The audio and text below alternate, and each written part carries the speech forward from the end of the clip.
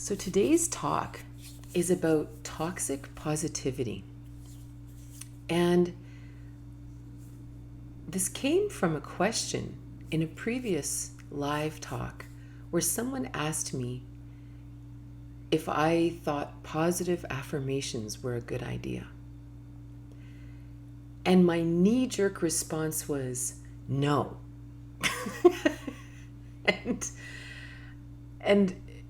But this talk is going to expand on that because it's not a clear no. But my answer, if I had to, really, it would be mostly no, but sometimes it's a good idea. I remember when I was young and I first ever heard positive affirmations, and I remember thinking how dumb they were. I remember someone saying, you just have to look at yourself in the mirror and tell yourself that you love yourself and you love your body. Because of course at the time I was a teenager. I was anorexic, like I was bulimic. So I had really brutal body dysmorphia. And I was really slim, but I didn't think so, right? Because I'm kind of a bigger person. And so I was never a size 0 like my friends. And so I was sure I was just fat and I was this and I was that and I hated my body and I hated that I didn't look like that person, I didn't look like that person, whoever, right? And so these positive affirmations were coming out. This was like the early 80s, I guess, and they probably came up before then. It was when I came across them. And I remember trying it. I remember trying to say to myself, I love myself. I am good enough. I'm a great person. I'm amazing. I'm a gift to humanity. I am one with God. And I would try it. And I remember even as a teenager thinking, but I don't believe this. I'm lying to myself. This isn't true. Whether I really am amazing, whether I really do have a perfectly excellent, healthy body, whether I do think I'm a gift from God and I'm a gift to humanity, maybe that is true in a cosmic sense, but that was not my reality. And I was really conscious that there was this that I felt to be true, and there was this I was saying, and these two things were not the same. They did not line up. And it was almost like I had a fight inside of me. But even worse than that, I knew I was lying. I knew that what I was saying wasn't true. And it really bothered me. And so that knee-jerk response when someone asked me a few weeks ago whether or not I believed in positive affirmations was from that, was from my teenage years when I was like, no, they're stupid. And the truth is, I still mostly believe that. I actually think that most of the time they're very, very, very unhealthy. But they're not always. Because I think in some ways, a lot of the ways they're in a good way is that if we repeat something that is actually optimistic, that allows for a brighter future, that's a very good thing, right? And I think it was Simon Sinek that said, really recently, he said, there's a big difference between positivity and optimism. Because positivity says you just simply repeat the air quote positive version of reality right now, versus optimism, which is simply saying, I have a positive outlook on the world. I have a positive outlook on my life. But it doesn't mean I'm not honest about the fact that I'm super depressed right now, or I'm really angry, or I'm really hurt, or I'm really frightened. And that's the problem, is when we deny the truth in the moment and just cover it with some, what I would call toxic positivity, that is really damaging. It's damaging to self, it's damaging to others. And so that's what we're going to talk about today, is how toxic positivity is damaging to self, damaging to the people around us. But then in the last part of our talk, I'm going to talk about when it's really a good thing. How we can use mantras, how we can use different phrases that really help us shift out of an old mindset that's really damaging. So this isn't an all or nothing, positive affirmations suck. But we just have to be really careful about when we use them and when we're lying to ourselves. So for example, we're going to start with when they're really bad for us, when they really harm us as people. So one of the things that we've been trained up in the last few centuries is to ignore our emotions. And there's a lot of reasons for that. One of the number one reasons is because historically, up until not so long ago, emotions didn't matter. If you were sad, if you were frightened, it didn't matter because you were stuck. You were actually enslaved in some way. Maybe you were a child, right? When we're children, depending on our parents, some people were blessed with parents that just simply allowed emotions, allowed all that thing, and that's different, but that's not the norm. It's not even the most often, right? But for many, many people, we were raised in families where emotions weren't okay. Air quote, negative emotions were not okay, right? That if you were sad or you were angry, you just go to your room until you come back and you can be civil, So we were trained very young that emotions weren't important. Maybe you were an oppressed minority of some flavor, or maybe you were simply a woman, because that's kind of the primary oppressed it's not a minority at all, but that in our whole patriarchal system and everything, that historically women had no rights. We couldn't work up until even 100 years ago. So you simply did what you had to do to make it work. So this idea of toxic positivity, finding the silver lining, it's okay, no worries. It's like, yeah, I can see the good side of this, even though you're dying inside, also is a self-preservation mechanism. It's a way of surviving. It's a way of surviving a marriage that you cannot get out of, because if you get out of this, you're on the street because you can't work, if it's say 100 years ago or before. Or you've got 5 kids. What am I supposed to do? Work for $12 an hour? So sometimes finding the silver lining is survival, right? This is a really, really important thing. That if you find yourself in a place where you're sort of caught in that silver lining thing, this is old programming and it's survival programming, right? Or maybe you've just simply, and again, it's not just a women thing. It's all people born to certain families, or most families, we are taught to just swallow your emotions, or else you're going to get hit, you're going to get put in the bedroom, you're going to not get your way, you're going to be ignored, whatever, And again, I don't want to talk about, how we got there, but the idea of making the best of things, it's kind of like, sitting in class in school and you're bored out of your mind. Well, you can be a pain in the butt, right? And you can cause trouble and you can try to get out, but you have no options. School's mandatory. You have to be there. So you doodle, or you find another way, and you find a different way through, right? You just figure it out. You learn how to pretend you're happy with a smile on your face, even though you're not paying attention at all. We've been taught how to do this. So it's really important to have some compassion for this ability to find the silver lining in things, because we've all been in a position where we've had to, just to survive. But then once we get to a certain point in our life, we go, okay, you know what? I don't want to do that anymore. I don't want to just find the silver lining. I want to actually live my authentically happy life. That's what I want to do. And one of the number one ways to do that is to listen to our emotions.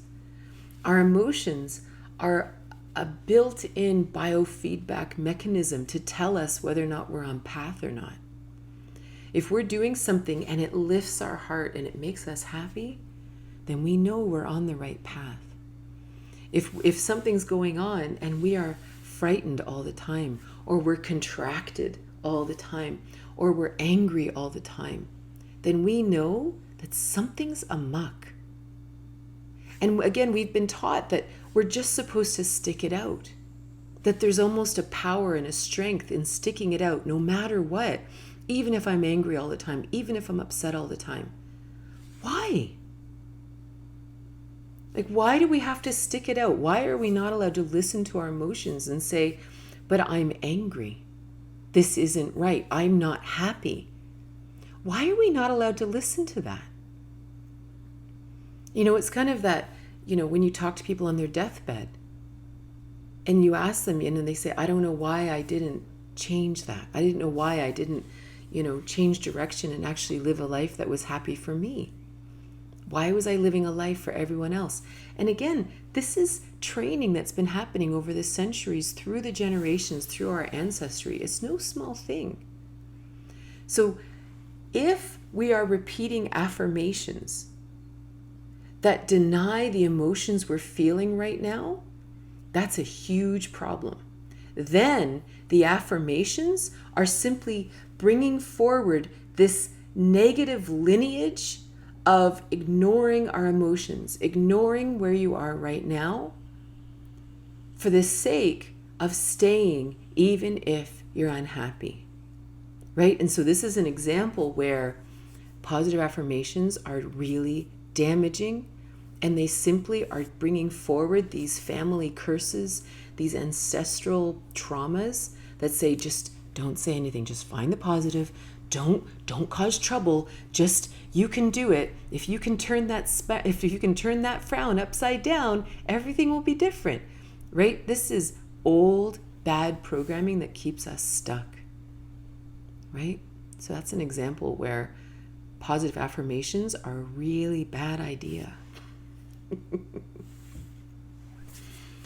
The other thing is, we have to really ask ourselves what our soul's path is, right? Were we put here on the planet to just tell ourselves happy things, even if we're faced with real darkness, right? What if your soul's path was to upturn the tables in the temple? What if you were put here with strong Kali energy? What if you're a truth teller? What if some people call them bloodline cleaners, that there's these bloodlines in families that are filled with trauma and horrible things, and people are abused and neglected and all this, and then someone comes into that line, and their job is to turn around and say, no, this ends here. This will not come past me. What if that's your path?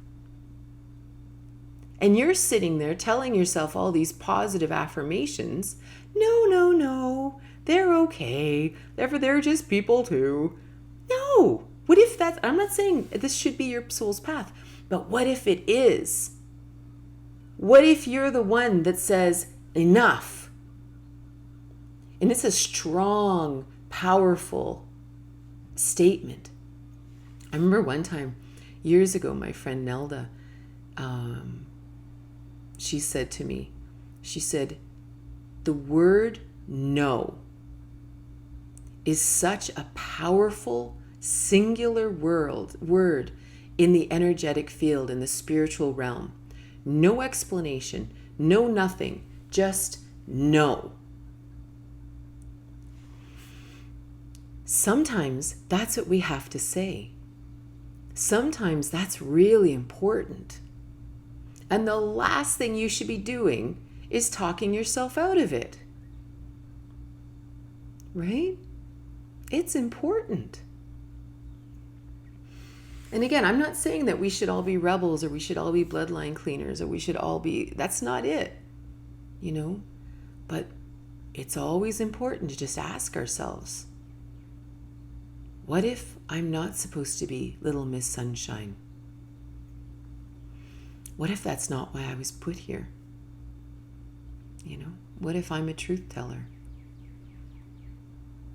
It's just an important question to ask ourselves. Another big reason to be really careful of positive affirmations is this idea of being accustomed to lying to yourself. Truth. I love talking about truth. I love talking about satya.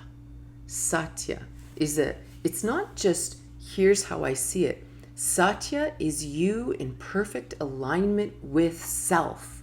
If you were to picture yourself sitting upright and you are this vertical line from your first chakra manifest on the planet all the way up through all your beautiful chakras, up through the seventh chakra, up connected to God, to the galaxy, to the infinite. This perfect alignment, this is your truth. This is your satya. This is your soul's path. It is clear. Jesus once said, that the truth is razor sharp. And it wasn't only him. Lots of teachers have said that. Razor sharp. Imagine this is your truth. And everything else is a distraction. Everything else pulls you off path. Right? If you have a truth that may be shown to you by emotional response, it could be shown to you by simply a resonance inside, and you start repeating something that is not in alignment with your truth, right? You start to waver. Suddenly, there's like a movement in what you believe to be true. Do you know what I mean? So now let's pretend you've never felt this truth. Maybe you were raised in a family where you had to tell yourself things just to get by, right? Here's my truth, but my parents want me to think this. So it's almost like you create a breadth of truth, but a continuum of truth, that's not quite it. But it's an area, it's a line, it's a thick thing that all of a sudden there's all these things that could be true. Because I need this to be true because it would make my parents happy, and I need this to be true because it would make my teachers happy, and I need this to be true because it would make my partner happy. I need this to be true because it seems to be what society wants. So all of a sudden, it's very confusing what my truth actually is. Because there's all these truths that would sure make my life easier if they were all my truth. So if we start repeating all these other truths, like if someone say, "How are you doing?" "Yeah, I'm good. I'm good." But you're not good. But you were trained to say it. "I'm good." So I'm now repeating to myself, "I'm good," but I'm not good. Right? I'm fine. No, things are really good. Yeah, I'm things are great in the marriage. Yeah, everything's awesome. I'm full out lying. Right? So I have a truth over here, this satya, that is actually my true alignment. And I have these things that I keep saying to people. And they are not in resonance with each other. In fact, they are opposite to each other. Or maybe they're even just off a little. Or maybe they're off a lot. But it's kind of like listening to music that is in perfect pitch. And if you're good at music, if you have a good ear for music, and someone sings a little off key, it is like nails on a chalkboard in your system, right? You're just kind of like, "Oh God, that's so awful," right? You're just like, and it kind of twists your spine. It kind of curls you a little, and you're like, "Oh, what is," right? That's what an untruth feels like in your soul. It feels like someone singing off key. So what is this going to do to us when we are constantly singing off key? Right? What does that feel like in our bodies? Does it feel like anxiety? Does it feel like depression? Does it feel like we just want to hide in our house and not talk to anyone because I don't want to actually have to say what they want me to hear because it's so off key, it's so far from my truth? Right? There is something so damaging to talking away from our truth. It hurts us. But we've been trained that this is normal. We've been trained that, oh, don't cause trouble. For God's sake, it's Christmas. Why do you have to cause trouble? Oh, so I'm supposed to sing off key and destroy my entire nervous system? Yes, for the sake of the family. Just swallow it. Like, this is what we've been taught for centuries. And we wonder why we're struggling so much with illness and depression and mental issues and emotional. Oh, like it's of course we are. And don't get me wrong, I'm not like going to simplify everything down to this one thing by any means. But it's a factor, right? It's an important factor.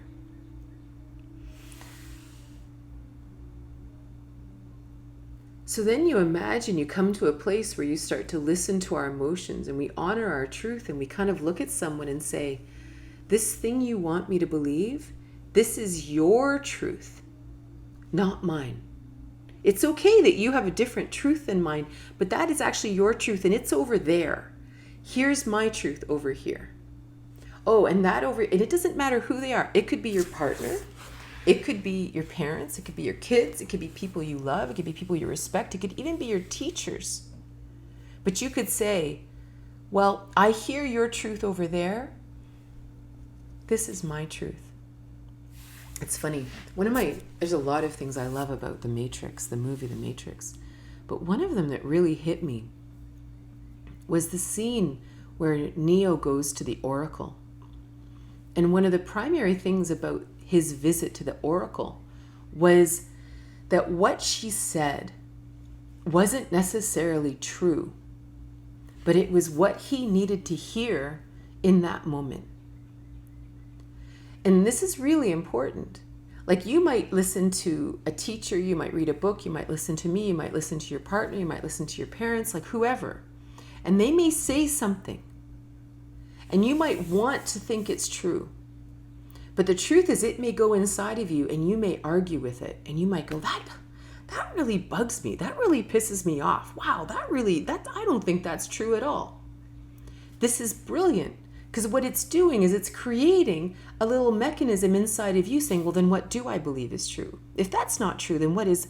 And the universal point was to help you find your truth separate from everyone else's truth.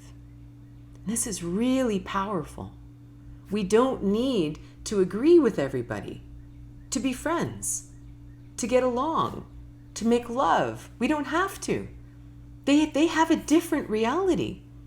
They genuinely see the world through very different eyes, and they are having a very different experience than you are. We do not have to be the same. This is not this homogeny rules thing. In fact, the more different we are, the more juicy it is, the more interesting it is, the more exciting it is. When we can actually, and I'm going to say make love, but you could call it, playing tennis, eating food, drinking coffee, having a conversation. The more different we are, with respect and kindness and all that, obviously, that's a given, the more interesting the conversation, right? It's like, how many colors are on your palette? That's awesome. We don't want green to be red. We want green to be green.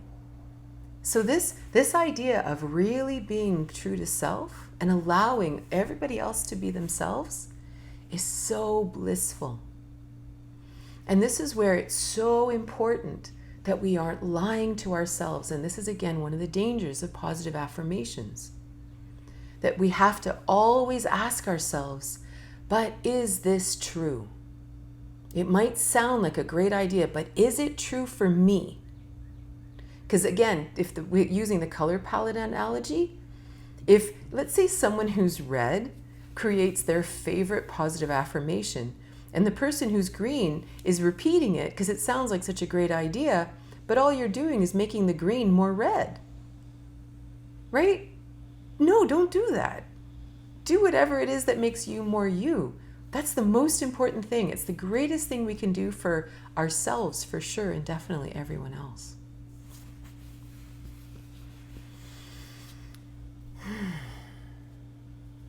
So then, how does this appeal, or how does this apply to others?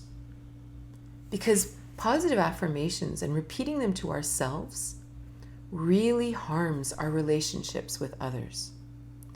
Because, of course, if we're doing this to us, if we're repeating positive affirmations to deny us our truth, to deny us our emotional guidance, to deny us it's almost like if we're lying to ourselves using positive affirmations, we are going to do this in all of our relationships too. So all of a sudden someone comes to you and they say, oh man, I am so angry. Like, I don't think I can stay married any longer. Blah, blah, blah, blah. If you are consciously, or sorry, not consciously, if you are consistently lying to yourself about whether you're happy in your relationship, what are you going to say to this other person? 9 times out of 10, you're going to say, you know what? You just have to find the positive. You know, I mean, they're a great person. There's a lot of good about that person. You know, I mean, they're conscientious, they work hard, they're a great parent, they're this, they're that. You know, you really just got to do this. You got to really, you really got to figure this out. You know, I'm sure you guys can sort it out. And you're going to basically take all of whatever you're telling yourself that isn't true, and you're going to tell this to your friend. And your friend's going to listen, and maybe they go away and they try it for a while and they continue. Or they're going to say, wow, that person just can't hear me. They just, you know, they don't get it. And maybe they just sort of go into a shell, or they go and find someone else to talk to. But all they know is you didn't hear me. Or maybe someone comes and they're like really depressed and they're really struggling with something. And you repeat some positive affirmation. Well, you know what you need to do? You need to just do this. That'll be better, and then you'll feel better. And don't get me wrong, we don't like our friends to be sad. We don't like to feel their pain because we're uncomfortable with our own pain, right? That's why. But the truth is, in the end, that person, again, did not feel heard. In the same way that we're ignoring our emotional truth, we're ignoring the emotional truth of our friends, too. And so now suddenly someone who's depressed or angry or frustrated or feeling neglected or all those things, they're now feeling like, wow, even you don't care, and you're my friend, or you're my partner, or you're my child, or you're my parent. So even you don't care about my emotions. And what happens? They feel more alone than they ever did before. Right? Or maybe they feel that, oh, maybe you're right. Maybe my emotions are bad. Maybe I am wrong. You're right. I'm just ungrateful. And then you just add more negative emotions, because now we've added judgment to the fact that their emotions are wrong. Right? And I think what's really hard is these emotions are so important, right? And when we look at someone and we don't honor their emotions, we don't have to fix them. Just because someone's sad doesn't mean we have to fix them. Or if they're angry, that we have to come up with a solution for them. But to just be there and say, ugh, I so feel you. Ugh, right? Just let people feel what they feel. But again, we'll be able to let people feel what they feel when we're allowed to feel what we feel. Like it's in direct relation to how well we listen to our own emotions. So again, repeating positive affirmations to other people when they're struggling, it's no good. It just makes them feel like they really don't matter, that they really actually have no one in their life that understands them. And it just makes them withdraw even more. You know, and maybe it was a big deal that they actually reached out to you. Okay, so when is this a good idea? When is shifting our mindset a positive thing? So there is such a thing as pessimism. When you see the world for all of its negativity, when you see your life through the eyes of a pessimist, that's a real thing. And that's really different than being honest with an emotional state, right? If I'm sad, I'm sad. The pessimism comes in when that feeling gets a thought attached to it, right? And now, honestly, oftentimes when we get stuck in emotion, this is where this gets really confusing. Because when we get stuck in a sadness, we get stuck in anger, we get stuck in these places, there normally is an entire thought form attached to it as well. And so the thought form might be something like, life sucks. My life sucks. This whole world is unfair. I hate people, whatever, right? There's an entire pessimism attached to it. Not always, but it can be there. Or a fear, or something passed on to us by our parents, a perception of people, that you can't trust people and you can never get ahead, and all these pessimistic thoughts. These are very different than emotions, right? These are very different than what I've been talking about these deep truths. The problem with a pessimistic outlook is it really can create our reality. And so if I'm talking to someone and what they're expressing isn't really a negative emotion, it's just pessimism, I probably will come back with some optimism. I'm not going to come back with, positive affirmations. But I'll probably come back with, well, there might be a different way of looking at that. Or if someone says, I hate people, I might say, well, you hate some people. No, I hate all people. Well, there's a lot of people out there worth liking. I will come back with that because I'm not going to bother with pessimism.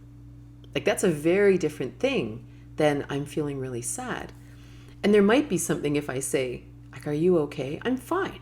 I'm just, whatever. If you can't get to the emotion, yeah, I might throw some optimism against some pessimism.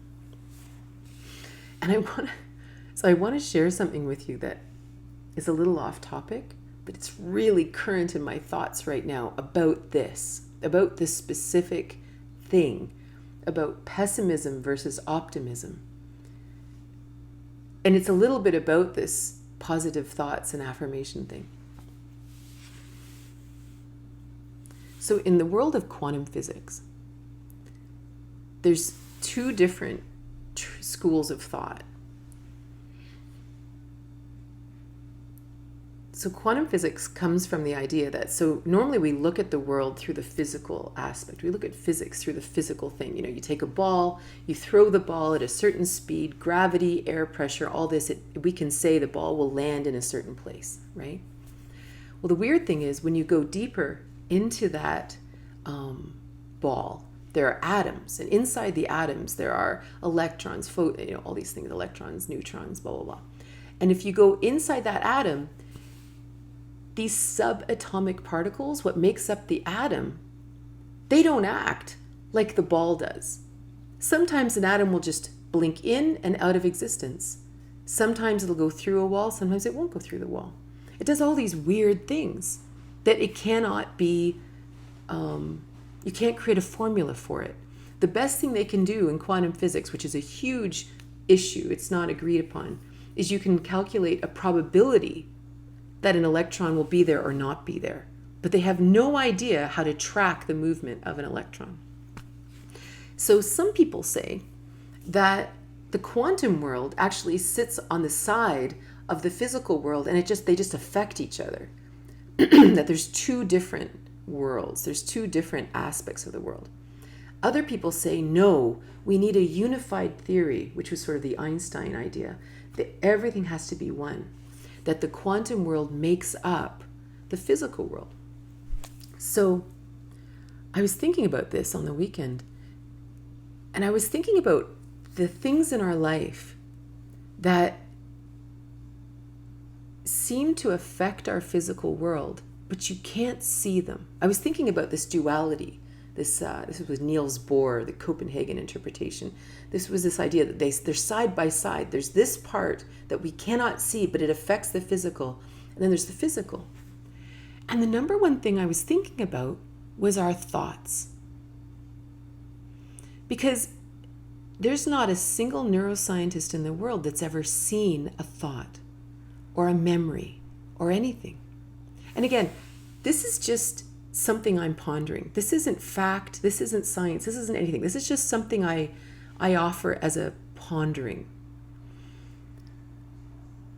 What if our thoughts are the quantum field? What if our life is created by our thoughts? The teachers and the gurus have been saying this for millennia. You must control your thoughts. Your thoughts create your reality. They've been saying this. And I've always thought, yes, this makes total sense, because your thoughts determine your choices, and your choices can do your actions, and the actions create your reality, right? If I choose this job or this job, I'm going to live two different realities. If I marry this person or that person, I'm going to have two different realities. That makes total sense. But this weekend, I got really thinking about this, but what if it's more than that? What if our thoughts are actually the building blocks of our reality, in the same way that those subatomic particles make up the atoms which make up that tennis ball, which make up us, right? So then all of a sudden, if we're thinking thoughts that are going in the direction of the life we want to create, it's so important. Like, if we're only thinking thoughts about everything we hate about the world, what if those are our subatomic particles? Like, what other life can we create? What other reality can we create except a world that we hate, if those are the only thoughts we have? Right? So in the land of us each experiencing different realities, and in the world of us creating our realities, what if it's that powerful? That our thoughts actually do create our reality. Whether we believe in the duality system of quantum physics, where the quantum world is over here and the physical world is over here and they're affecting each other, or it's a unified theory that the subatomic particles actually create the physical reality, it doesn't matter. One way or the other, this unseen quantum field is affecting or creating our physical life. So suddenly, if we find ourselves with a pessimistic view or a realistic view or whatever you want to call it, but bottom line, it's defining a world that you hate, that you don't trust, that you don't feel like you can expand in, and these are the only thoughts we have. What if those are the quantum field that we are building our life out of? Right? What if those are that's the only reality that we are tapping into, that we are resonating with? Then what else is possible? Of course our relationships continue to be the same. Of course our job situation continues to be the same, because our thoughts are the building blocks of the reality we're living. And again, these are just my thoughts from the weekend. I don't know if this is true at all. All I know is I am so aware of my thoughts. Because we talk about this a lot. We talk about how you're walking along and all of a sudden this thought comes into your head, and now all of a sudden you're turning on it, right? And I can feel this. It's almost like a thought comes into my head or a person comes into my head. And all of a sudden my brain is swirling around this central nucleus of a thought. And it's creating an entire reality in this thought, around this thought. And I'm really thinking about this a lot right now. And I remember, I don't know whether it was a Buddhist teacher. There was some teacher I once read or I heard about, and they said, how can we help you? You don't even know how to control your thoughts yet. And that has rung in my head. It's rung in my ears for probably over a decade, thinking, control your thoughts? No. And then you're like, really? Do we really believe that we are victims of our thoughts? Like, who the hell's controlling our thoughts if it's not us? Anyway, so it's a very interesting idea, this idea of pessimism versus optimism. Because if we're optimistic, our thoughts are open and expanded, right? But this does not mean that we don't listen to our truth. If I'm sad and I listen to that. If I'm angry and I listen to that. The question is, what do I do with that? Do I take it to a pessimistic place or an optimistic place? So in the land of positive affirmations that I actually do repeat to myself, because I do have some that I do. And a lot of them come out of the modality Access Consciousness, which I'm sure lots of you guys have heard of. Access Consciousness has some of the most expansive mantras to repeat. For example, one of the mantras that I love of theirs is, how does it get better than this? And what's interesting about that is it opens us up to whatever truth if we're in a really difficult spot. Maybe you're in a relationship that's really challenging. And you don't have to deny your emotions, because the emotions are important. They're part of your truth and they're part of your way, not necessarily out, but maybe it's in and maybe it's an improvement, but it's an improvement for everybody. But if you repeat, how does it get better than this? How does it get any better than this? The answer, it opens up a question and it says, the answer might be, I need to share this truth with my partner. Or we need to go and do something together to have fun together, right? It creates an action step that takes us somewhere. It doesn't tell us to lie to ourselves. It says, what can I do to expand this situation? Another of my favorite mantras of theirs that I use this all the time is, what's right about this that I'm not seeing? And that might sound like a positive affirmation, like find the silver lining, but it's not, because every so often, we can be in a place that's really difficult, and I'll sit there and I'll go, okay, hold on a minute, especially if you're in a situation that you cannot change. You do not have the power to change it. Maybe it has nothing to do with you, right? Maybe it's something going on in the family. Maybe it's something going on in society. Maybe it's something going on with the weather. Who knows? But it's something you don't have control over. And then I'll ask myself, okay, what's right about this that I'm not seeing? And then it's like it asks a question to the universe, and I can have a new answer. I can have a new insight. And those two I particularly love. Another one I repeat to myself a lot is I sit down and I say, how do I really feel? And it's just a question. Really? And sometimes I'll actually say, how do I really feel if there were no negative consequences to how I feel? Because being someone who's a little overly concerned with the feelings of others and the consequences in other people's lives, it's really important for me to hear my truth regardless of what the consequences might be. Whether I act on it is irrelevant, but I have to at least feel it. Like, I have to at least admit it to myself and then make a decision whether or not I'm going to act on it. Right? And then when I was in university, I had this calculus professor who was hilarious. I've mentioned him before in my other talks.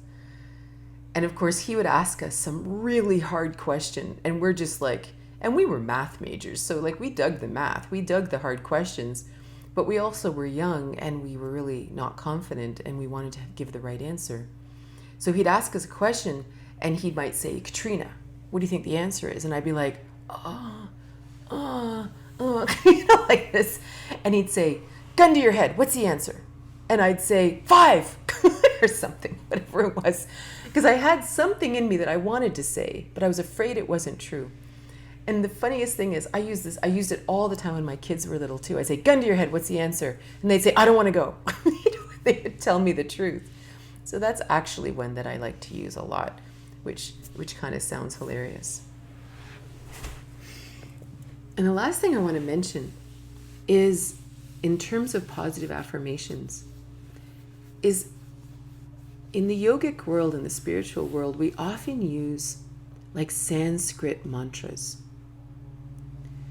And these are very interesting. And there's a lot of interesting thought about whether or not to repeat a mantra in a foreign language or to repeat a mantra in our own language. There are a lot of beautiful mantras in Sanskrit that basically repeat things like, I am one with God.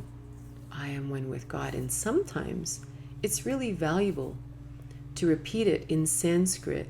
One, because the Sanskrit language resonates with the body at a cellular level. So even if we have programs that say that we are unworthy or we are not good enough or all these kind of things, the Sanskrit will actually resonate in our bodies, bypassing the programming in our brains, bypassing the ancestral programming, but bypassing the trauma that we experienced in our lives. And it will repeat within us. And it can change our vibration. And it doesn't mean we don't do the work. It doesn't mean we don't say the difficult things or have the hard conversations or do the healing we need to do. But repeating mantras in Sanskrit or Gurmukhi or Gurbani or these languages that are that speak to the cell, that can be very valuable. If you find a mantra that really speaks to you, or that when you say it you feel wonderful, do it. Repeat that mantra. Bathe your body in a sound wave that is healing. This is really a beautiful thing to do. And in the end, I always think of the 4 agreements, right? That one of the 4 agreements is that we always ask, is it true? To always be true. And that's what, to me, like all about the toxic positivity, positive affirmations. If you're repeating something that isn't true to you right now, then it's not true. And that's all there is to it. Find something else that expands you into your truth. And I think that's really the answer. If you have any questions, I'd be more than happy to answer them. So I don't believe in fake it till you make it. Sometimes fake it till you make it, there are practical applications of that. Like sometimes if you're in a new job and you actually have all kinds of fears of not being able to do it, or maybe you have programs or experiences that you've always failed, or blah, blah, blah, blah, blah, then sometimes standing in that and just faking it, you can develop new experiences that can bring you to a new level of confidence. There are times that I think, and maybe if it's action oriented, it's a good thing. I know I've done a lot of that in my life, especially like even say teaching. Maybe like the first few times I ever taught publicly, obviously publicly, it's terrifying, absolutely terrifying, right? The first yoga class I ever taught had 31 people in it because there was no yoga in my town. And they did an article in the paper. So the whole world showed up. I was terrified. I absolutely had to fake it. So I think there's a time and a place for that, but not as a general rule inside. Great question. Thanks. So thank you so much for being here. I hope you have a wonderful day.